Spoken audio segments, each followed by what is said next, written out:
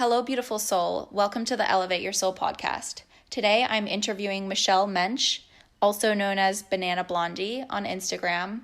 Her and I discuss veganism and how to sustain a vegan diet, such as how to feel satisfied and full when eating a vegan diet, what supplements would be beneficial to you when eating a vegan diet. We go over if you're getting enough protein in your diet. Plus, we discuss health concerns and the truth behind why you're told you need to eat meat to get all your nutrients and vitamins and to live a healthy life. We're going to bust some of those myths, and so much more information is going to be packed into this podcast interview. Michelle has been vegan for 7 years and has been teaching yoga for 14 years. She does online yoga as well, and you can check out her amazing online yoga classes on bananablondie.com. And you can also follow her on Instagram at bananablondie108. I will put those in the show notes so you guys can follow her and check out her work there. She is amazing and incredible. I'm going to say no more, and I hope you guys enjoy this podcast episode.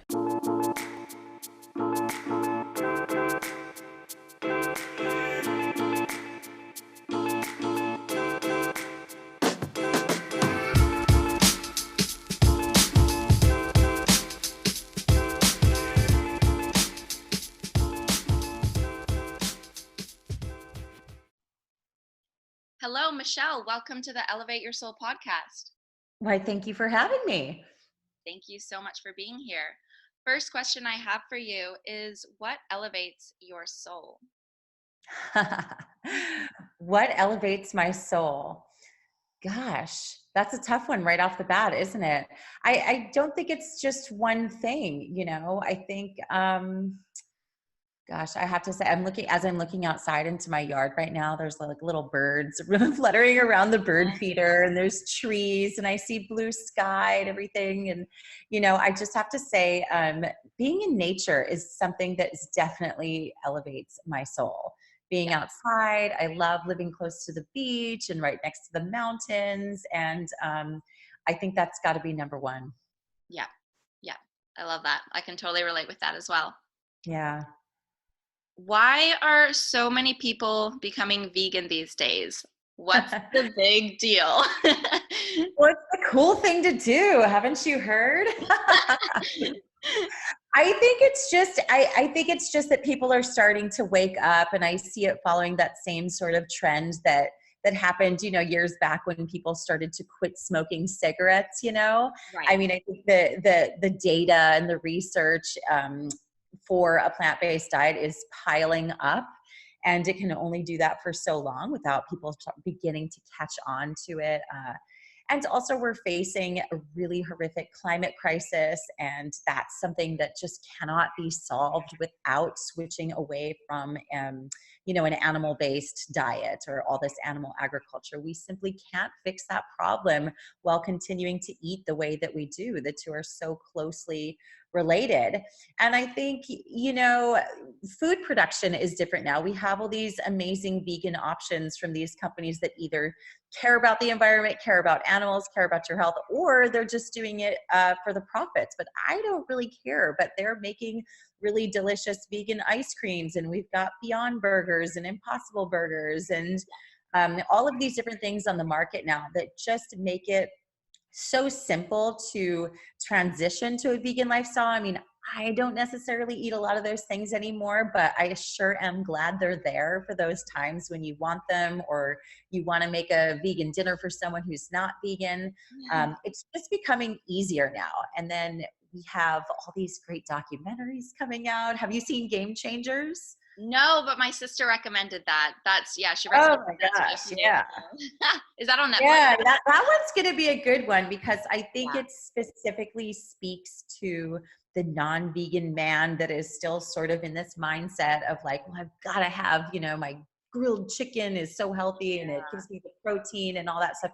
And it really speaks directly to that audience, because it deals with elite athletes and how switching to a plant-based diet has helped their athletic performance. So I think that's going to be a big one for those tough to turn guys. Game changer. It will be a game changer. Is that on Netflix?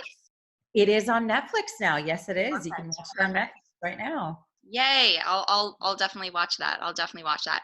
Can I ask what made you decide to go vegan?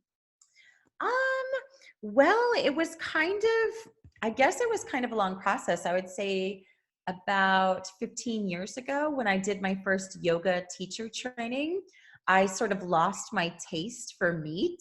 And Yeah. I wasn't really sure why. It wasn't anything that was consciously going on in my brain. At that time, I wasn't aware that um, I wasn't aware that eating animal products was detrimental to my health. So I wasn't doing it for health reasons. I hadn't made like a conscious connection to the ethical side of veganism in terms of the animals. And I certainly didn't realize anything about the environment, but it just became off putting to me. Like I just stopped desiring to eat it. It started to become something that didn't seem like food to me. Yeah.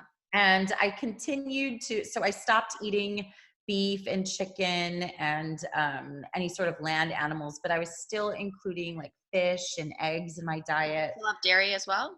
I didn't do a lot of dairy, but yeah, I was still eating dairy, Yeah. just in small amounts. And I was still eating most of those things because I thought that I needed them. Yeah. But as the years went by, I would desire them less and less, and I would kind of like, gag a little bit when I when I was making fish for dinner or something.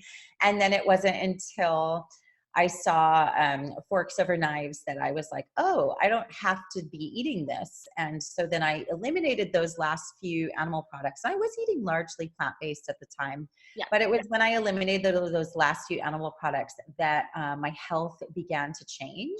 I'd always had a few chronic conditions like eczema. I was getting migraine headaches. I had inflammation in certain joints, and all of that pretty much disappeared. And so I realized that, well, there's something to this. And then it was when I adopted a dog. She was an 8-year-old Alaskan Malamute named Love. That I just realized that that the animals have the same desire to live a joyful life and not be enslaved and not be used and not be exploited as we do. So Yes. that's when I made and I'd had animals before. I had a cat when I was little. I had bunny rabbits. I had dogs before, but Yeah. I guess it's just when when the student is ready, the teacher appears, right? So that was, I don't know, whatever it was at that time in my life, I just was ready to hear that sort of message. And Yeah. yeah, yeah, so Lovely. that was Lovely. So about 7 years. it was fully your own intuition and choice and like signs from the universe. You found this documentary or whatever and just everything kind of came together and made you. Yeah, it kind of came together, and at that point, I wasn't really enjoying the animal products that I was eating, so it was Yeah. pretty easy for me to just switch it off and not eat them. And then once I began to feel really great and my energy was great and I didn't have all these health issues, Yeah. then it was just like, oh, well, there's no going back for me because this, Exactly. I mean, I really like to feel good. I am Exactly. like a feel good junkie. I do not like to feel bad. So there you go. It was pretty easy at that point. Awesome. Are there any health concerns or disadvantages on adopting a vegan diet, do you think? Certainly, there's a lot of advantages. It's the Oh, vegan, the disadvantages, I mean. disadvantages. Yeah, So health disadvantages concerns to or disadvantages to adopting a vegan diet. Well, I don't see any at this point in my life, but I think that someone, when they're first thinking about going vegan, I think there's a couple things for them that might be a little bit tricky. One of those things is that, and most people don't see this as a downside, but you have to eat more volume of food. Most people really enjoy eating, but you do need to eat a larger amount of food because, as you know, the calorie density in plant foods is generally speaking less than it is in animal products or processed foods. So if you're used to eating steak for dinner and lots of processed foods and candy, you can eat like what looks like a small portion and it's still going to have a lot of fat and calories in it. Whereas if you want to eat the same amount of calories in plant food, you're going to need to eat just a little bit larger volume of food. So that can be a tricky space. And so I think when people transition they often get stuck in that, well, I didn't have any energy, but really what it is they weren't eating enough food. So they just need to eat a little bit more food. A great way to do that is to That might include, be harder for women as well. yeah, it's They're a like, little oh harder. my God, my plate's huge. How am I going to eat all Yes, that? they get stuck in that. They've been trained to portion control their entire life. But in nature, we are the only we are the only animals that have ever portion controlled to keep a trim waistline. If you're eating the diet that you're meant to be eating, which is plants, whole plant foods, you're not really going to have to control your portions at all. It's only when we Yes. eat those processed foods and the animal products that we have to kind of, watch how much we eat so that we don't gain too much weight. But if you Yeah. look to nature, there's no animals out there that are, there's no lion out there that's like, well, I'm only going to have half the zebra because I would like to keep my girlish figure. They're out there and they're gorging themselves on food until they're completely satiated, like grazing animals, cows and horses. They are grazing all day long, Yeah. and none of them are overweight. Yeah, you don't see one obese monkey in the back. No, Just like, you do not, because they're eating what they're supposed to be eating. yes, so true. So true. Yeah, so I think that's one disadvantage to it, that it's just a little bit of a hurdle. It's not a disadvantage, but Right. I think that can be tricky. And of course, you're going to have to supplement with your B12. Okay. But that's whether you're eating animal products or whether you're eating plants, you're eating a supplemented B12. Animals don't have B12 in them. They don't contain it. It comes from a bacteria that's in the soil, but our soil is depleted. So when the animals are growing up in the factories, they are supplemented B12. So if you're eating a plant-based diet and you're supplementing B12, you're just cutting out that middleman of eating the animal. Wow, interesting. So all these things you hear that you need to eat your meat in order to get your B12s is Yeah. actually just the animal eating the B12. Yeah, it's just the animal Animal that, getting and supplemented. they're fed supplements because they need B12 as well in their diet. Right. So Oh, yes, that's really interesting. So the soils are depleted in that. the soils are depleted in B12. We don't have the rich soil, and also we wash our vegetables really good. Most of us are not living off the land. We are shopping in grocery stores with, very clean vegetables, and they've been waxed and, all of this stuff. So we're a little bit disconnected from that. So it is wise to supplement a B12 for sure. For sure. Do you recommend supplementing anything else when going on a vegan diet? I don't. I think the most important thing to focus on is, because when you're supplementing different vitamins and what, I mean, you can, and it's not going to be bad for you, but I think it's more important to focus on eating a variety of whole plant foods over the course of the week. Yeah. And I've heard, who is it, and Dr. Angie Sadeji or something. I think she said try to get in 30 different whole plant foods every week. Yeah. So when you're eating a variety of these foods, you want to not eliminate any of the roots. You want to eat your beans and your legumes. You want to eat your whole grains like your rice. You want to eat oats. You want to eat potatoes and sweet potatoes and leafy greens and all the different vegetables and lots of fruit. When you're eating a variety of these foods, you're going to get the nutrients, and they're going to be in the best sort of encasement for your body to deal with them. When we take a pill, Yeah. it's not necessarily the same as getting your vitamin C from eating an orange. We haven't quite figured out everything about digestion and everything about the nutrient profiles of all the different foods. But when we eat the whole foods, it kind of works symbiotically to sort of get into your body, and you absorb it and digest it in the most natural way possible. And it tends to be most efficient that way versus, I mean, it's pretty intuitive, right? Should you eat a big green salad, or do you think taking a pill is the same thing, right? It's pretty obvious that, it's taking a pill is not the same thing. Yeah, I love that you mentioned that, because I feel for me that's something I needed to work on and still need to work on. Like when especially for people who are only going to be plant-based, and then they're only wanting, tomatoes and cucumber and carrot, like your typical, Yeah. vegetables that you see every day. It's like, no, about getting Yeah. eggplant in there and pumpkin and zucchini and Sure. legumes, your beans. That's so important, and I definitely need to adopt more of that as well myself. And then that's where the feeling of satisfaction comes in, where your body is getting that huge variety, so it can get all the nutrients from all the different plants. Rather Sure. than And being like, that's, oh, yeah, rather yeah. than being like, oh, I'm vegan, I'm not, my energy levels are low, or I'm not feeling satisfied. It's like because you're needing to eat a bigger variety and not necessarily more in amount. For sure. And gut health is like so the rage right now. I mean, everybody Yeah, talks about their gut health issues and like, how do we have better gut health? Well, we have better gut health by eating a wide variety of whole plant foods yeah, because each of these, that's what the gut bacteria lives on is the fiber from these foods. So yeah, the more wide of a range of foods that we can get in there, the more wide of a range of gut bacteria that we're going to have. And the healthier our digestion, the healthier our gut is going to be. Therefore, the healthier we're going to be. We're just learning so much more about gut health and how the gut microbiome affects all aspects of our health.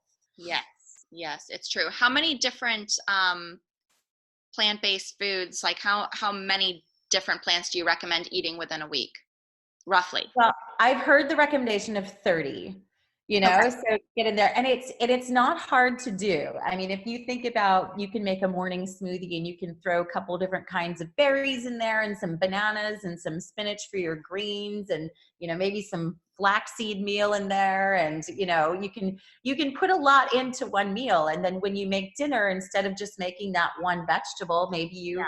grab a couple extra vegetables and throw those in the oven with whatever it is that you're roasting, or you make a vegetable soup, you throw just a wider variety of plants in there and you switch it up. Don't eat potatoes every single day, switch it up, maybe eat sweet potatoes one day, maybe Yeah. one day you have brown rice or whatever. You want to keep switching it up. And I love chickpeas, but I try to eat some black beans and some other, some other types of beans in there too. I get some lentils into my diet. So you just, switch it up. I love that. I love that. Yeah. Okay, so how can all of the gym boys make sure they're getting enough protein so that their muscles won't disappear on them?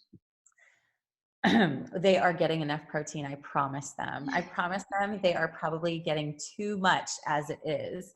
So the reason why they think they need so much protein is to grow and repair the muscle, right? Because Yeah. they're very worried about being too small. They want these big decorative muscles on their body, right? But you're getting enough protein. So there is no person that I've ever met that has a protein deficiency. If they can bring me a human being that has a protein deficiency, I would love to see it because nobody has one, right? The only way you're going to get a protein deficiency is if you are starving, if you are not getting enough overall calories. Right. But there is protein in every single plant food, and you are absolutely getting enough. If you want more protein in your diet, you really are concerned, you really want to kick it up, make sure you eat at least a can of beans every single day. When you're making your bowl at dinner time, you put some brown rice in there, throw a whole can of black beans on there. Or when you're making your salad, throw a whole can of chickpeas on there. Whatever it is, you can just add that in. But you're getting enough protein. Protein is not what we need to worry about. We don't need to be focusing on any one macronutrient. Yeah. We need to be focusing on whole plant foods and getting enough fiber in our diet. If you're not eating a diet that is based largely upon whole plant foods, the thing that you need to worry about is that you're probably not getting enough fiber. Most Americans are not getting enough fiber because they're eating chicken sandwiches and they're eating processed foods, and these things are completely devoid of fiber, and that's going to lead to lots of health problems. You're not finding protein deficient vegans filling up the hospitals. Okay. The protein thing is a non-issue. We need to move away from this obsession with protein. I highly recommend for these protein obsessed dudes to read Dr. Garth Davis's book, Proteinaholic. It's a great book, and it will show them the light on why they need to step away from that protein obsession.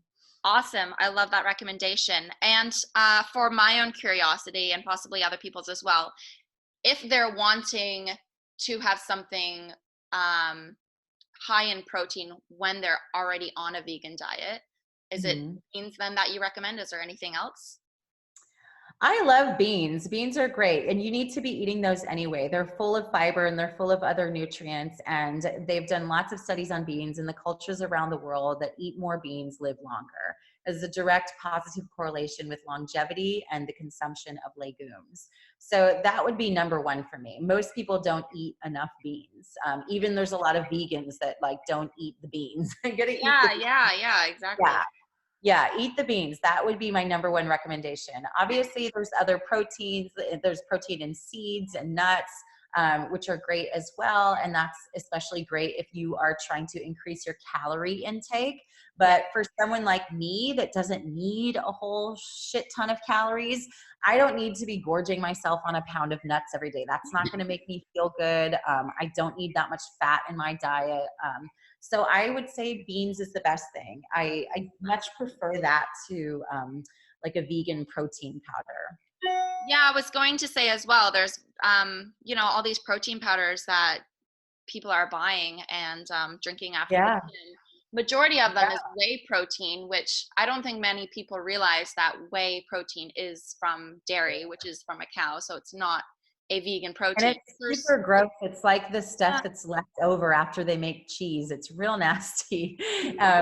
So yeah, I mean, even and there's a ton of like vegan protein powders out there on the market now, which hey, I'm super stoked that there's vegan protein powder because if you're gonna protein powder yourself, I'd much rather people be taking like it, from plants. Yeah. But I do pretty strongly believe that I don't think you need it. I know a lot of guys that, are bodybuilders, they lift weights in the gym. I know a lot of guys that train, Brazilian jiu-jitsu, guys that surf all day long. They don't need to take a protein supplement. Whole plant foods are what we're designed to eat. A protein powder is not a whole plant food, even if it's got really good, quote unquote, clean ingredients. It's a processed food. And your body is going to assimilate all the nutrients better from whole foods. I'm a whole foods proponent. That doesn't mean that I never eat like pasta or a fucking tortilla chip. Like I like to bake cookies at home, but you're not going to get better than whole plant foods. Okay. I love that. You're not raw vegan though, are you? You believe? Hell no. No. Okay. So cooking whole foods is okay. Yes, there is no science supporting a raw vegan diet. That there's no science out there saying that it's better than a cooked vegan diet. Yeah. And there's no culture in the history of the world that has thrived long term on a raw diet.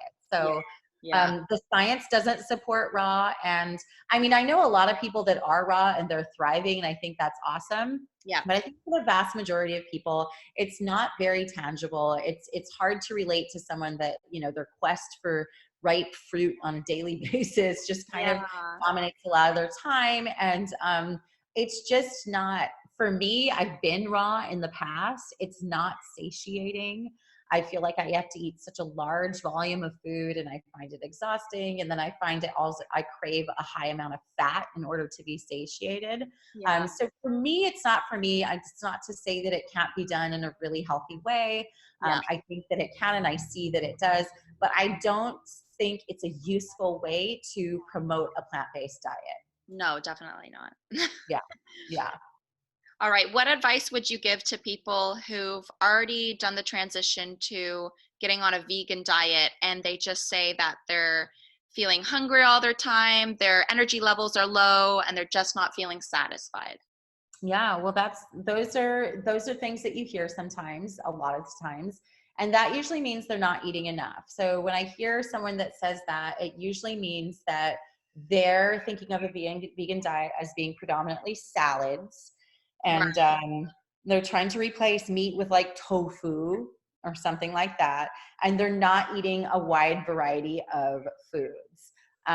Those people, I would recommend they need to get more calories in the diet. So if you're not feeling energetic, that's a pretty good sign that you're not getting enough calories, right? Because what is calorie? It's a unit of energy. If you don't have the energy, you need to take in more calories from the right food. So I Yes. would say that those are great people to have a smoothie in the morning. Some people that are struggling to lose weight, I wouldn't recommend a smoothie for, because you can cram a lot of stuff in there and you tend to drink more calories than you would if you're eating. For example, what I mean by that is you could probably make a smoothie with 5 bananas in it and drink it pretty quickly. But if you were to sit down and try to eat 5 bananas, it'd be pretty hard to do. Like, I couldn't do it.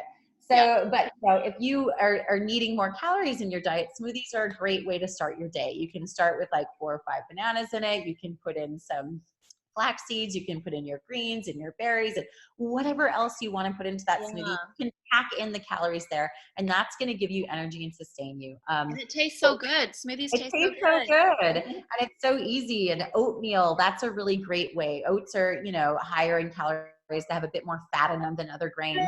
So I think that's a great way to do it. And you need to eat those beans every day. Like, these people that are not having the energy and they're not feeling satisfied, they're not eating enough. Right. That's my takeaway from that. And that goes back to that thing where it's a little bit of a hurdle to really wrap your head around, like, I can eat, like, at every single meal. If you're eating whole plant foods, I want Yes. you to sit down and eat until you're completely satisfied. You may Yeah. even feel a little like, ugh, but I feel good. You're Yeah. not going to sit there and portion control. You're not going to tell yourself, well, I shouldn't have this because, Yeah. blah, blah, blah. You're going to eat it. Just eat the food, enjoy it until you're completely satiated. And if Yes. you're still hungry or you're not feeling energized, you know what, after dinner, because it can take a while to get used to eating a larger volume of food, make Yeah. yourself another smoothie or something, something like that, in order to, but I promise you, if someone's struggling with this, it really doesn't take a long time to really just get dialed in. And then you get on the program and you're like, oh God, I don't know what I was struggling about before. This is so easy and it's so obvious. So yeah, Right. And so that's good. yeah, so for women who are worried about gaining weight and they're wanting to have a vegan diet and they're not going to gain weight from eating these much larger portion sizes. All the carbs. All the carbs, yes. No, the only women that I see that gain weight when they switch to a diet of whole plant foods are women that come from pretty severe calorie restriction. So I have a lot of women that I've helped that have come to this lifestyle, and they've dealt with a lot of eating disorders in their past, and that can really mess with your metabolism, and that can take time to correct. But the vast majority of people that come to a plant-based diet are coming from a standard American diet where they're probably eating way too much fat, way too much saturated fat in their diet. They're eating processed foods, they're eating animal products, they're eating foods that are extremely calorie dense. Yeah. So when they come to a diet of whole plant foods, they're most likely going to shed weight pretty easily and pretty quickly. So yeah. Yeah. They need not worry about all that. You should be eating, and I know people are a little carb phobic, but Yeah. don't be carb phobic. I mean, look at us long-term vegans that have been doing this. I've been doing this about 7 years, and I'm leaner than I've ever been in my entire life. And I fucking eat. Like, Yeah. I eat. I think it also has more to do with processed foods as well, though. And Oh God, yes. Processed foods, there's way more calories, way more sodium than you would ever consume if you were cooking your own foods. And that's another important thing, is you want to be making your food at home. You want to get dialed in on that, because even if you're going out to a vegan restaurant and it's quote unquote healthy, they're going to be cooking with loads of salt and oil because they make that restaurant food delicious. So eating yeah, at home, exactly. I mean, obviously I Don't put eat sugar out. in your meals as well. Yeah, I eat out and I love eating out and I think it's great. But if I was struggling to lose weight, would I be eating out 5 times a week? No. Yeah, I see. Yeah. And I have a couple of friends who they just get really like confused as what to eat when they're cooking at home. They're like, oh, they usually make, a piece of salmon, a piece of fish, and then like a nice clean salad. And these are people who are really like health focused. And then they're like, oh, well, if I was vegan, I wouldn't want to eat all of the crap, fake meat vegan Yeah. food, because it's not really the healthiest for you. And there's some Right. ingredients in there that they want to avoid. So what is an Well, example? first of all, I would tell them right off the bat that if they think that there is anything healthy about eating a piece of fish from our polluted oceans that's loaded with saturated fat, they're barking up the wrong tree. If they're looking to eat a healthy meal and they're including an animal in it, it is absolutely terrible for your health. The ocean is loaded with mercury. If you're eating fish once or twice a week, you've got elevated levels of mercury in your body. No ifs, ands, or buts about it. And they need to get that out of their head. They need to break away from that thinking that fish is healthy, because it is 100% not. And I don't blame them. I don't want to eat the mock meats either. Like, I do not enjoy like all these mock meats and stuff. Like, that's not my jam. I like the whole plant foods.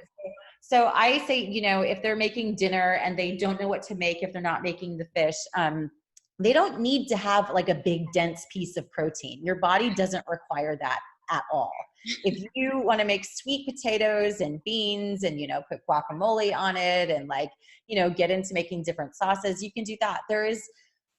Just Google vegan dinner ideas.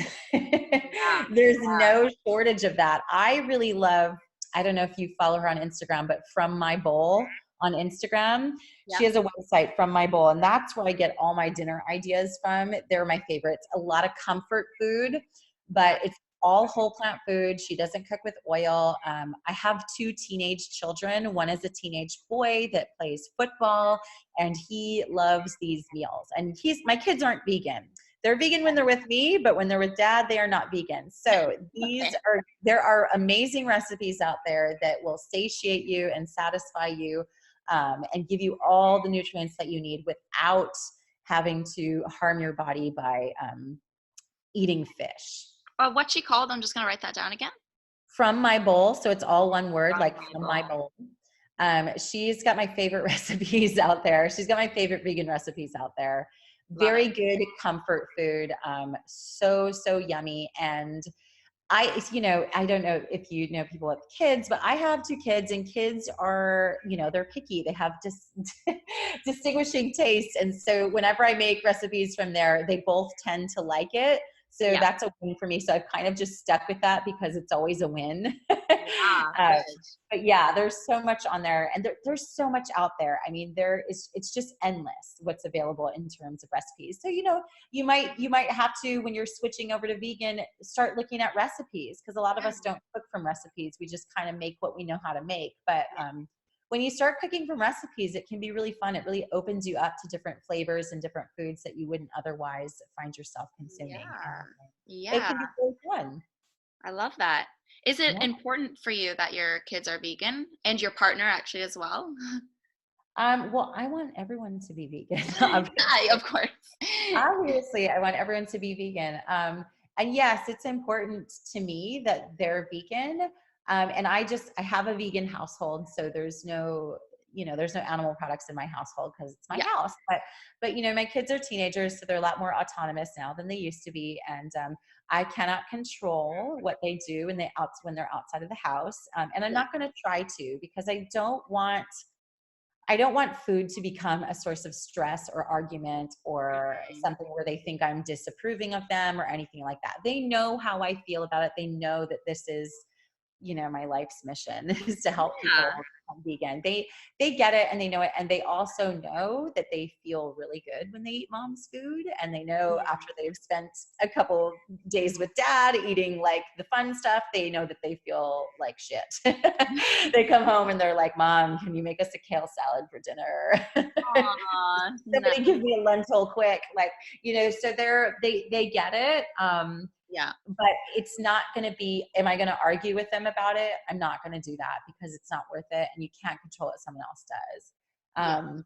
And in terms of like having a partner that's vegan, obviously that's the goal, right? But if you think about that, we're just a very small percentage of the population in the world. So if you limit yourself to only dating vegans, I think that could be a bit tough. You might find yourself alone a lot of the time.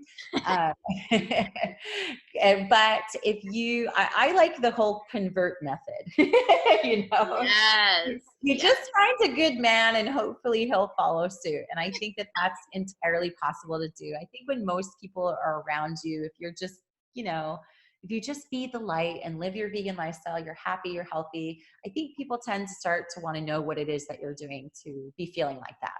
Totally. Because I'm old, girl. I am 43 years old and I have more Don't look energy than it. my children. I have more energy than my children. I have, you know, I feel like I'm pretty vivacious. And I think that, you know, when people see that, they get curious and they're like, okay, well, maybe I'll get on that program. So I'm a believer in converting people. And you're a great example because you've been on a vegan diet for such a long time. Like so many people are like, oh, it's good, but it's not, you know, sustainable. You know, after a few years, you know, it's I not. have to disagree with that one. Exactly. Yeah, you're a great example of that. Is there anything else that you feel called to mention that I haven't asked you about? I think you did a really good job. It's a very great interview. I think we covered a lot of stuff. I feel like I talked incessantly. Oh yeah, that's the point. You have all the knowledge and all the good stuff that we want to hear. Awesome. Awesome, great. Thank you so much. Yeah, that's a wrap. Thank you. You're super welcome. Thank you for getting me to do this. I know I'm so busy and I'm about to run out the door to go pick my kids up from school, but I'm so glad we found the time. This was great. Yay, I'm so happy about that too. Thank you so much. Keep doing your thing. Keep sharing that light. I will, and I'm determined to meet you one day as well. Awesome. That would be fantastic. I'd love to give you a hug. Perfect. Have a good day. You too. Bye-bye. Bye.